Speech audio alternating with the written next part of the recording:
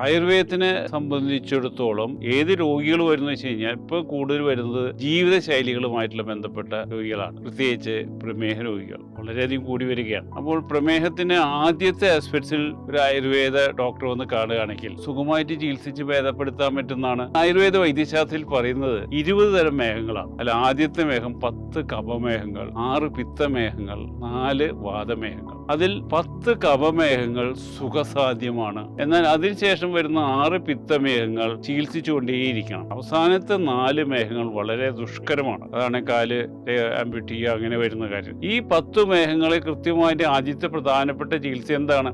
ഈ വേണ്ട കാർബോഹൈഡ്രേറ്റ് ഉണ്ടാകുന്ന ഭക്ഷണങ്ങൾ ഒഴിവാക്കുക. എന്നിട്ട് അവിടെ മില്ലറ്റ്സുകൾ, ധാന്യങ്ങൾ, ചെറുധാന്യങ്ങൾ അത് കൂടുതൽ ഉപയോഗിക്കുക. പ്രോട്ടീൻസ് ആയിട്ടുണ്ടാകുന്ന ചെറുപയർ, അങ്ങനെ ഉണ്ടാകുന്ന മുളപ്പിച്ച ചെറുപയറുകൾ ധാരാളം ഉപയോഗിക്കുക. ആവശ്യത്തിന് കുറച്ച് നെയ്യ് ഉപയോഗിക്കുക. ഇതെല്ലാം ചെയ്യുമ്പോൾ എന്തുണ്ടാകും? അഗ്നി, അതായത് digestive system, duct complete clear ആകും. അപ്പൊ ജീവിതശൈലിയിൽ വരുന്ന ഏറ്റവും കാര്യം എന്താ? ഇവർക്ക് ഭക്ഷണം വിശപ്പിന് വേണ്ടിയിട്ടില്ല കഴിക്കുന്നത്, നാക്കിന്റെ ആർത്തിക്ക് വേണ്ടി, രുചിക്ക് വേണ്ടി, അല്ലെങ്കിൽ ടെൻഷൻ ഉണ്ടാകുമ്പോൾ ഉണ്ടാകുന്ന മധുരങ്ങൾ വച്ച് കഴിക്കുക. ഇതെല്ലാമാണ് ജീവിതശൈലി ഉണ്ടായിരിക്കുന്നത്. അപ്പോൾ ആയുർവേദം പറയുന്നത് ഈ മധുരങ്ങൾ ഒഴിവാക്കൂ, നിങ്ങൾ വേണ്ട രീതിയിൽ എക്സസൈസ് ചെയ്യൂ, അതുപോലെ തന്നെ മാനസികമായിട്ട് സന്തോഷം ഉണ്ടാകും, യോഗയും മെഡിറ്റേഷനും ചെയ്യുക. ഈ 4 കഴിഞ്ഞതിന് ശേഷം മാത്രം മതി ഒരു മരുന്നിന്റെ ആവശ്യം.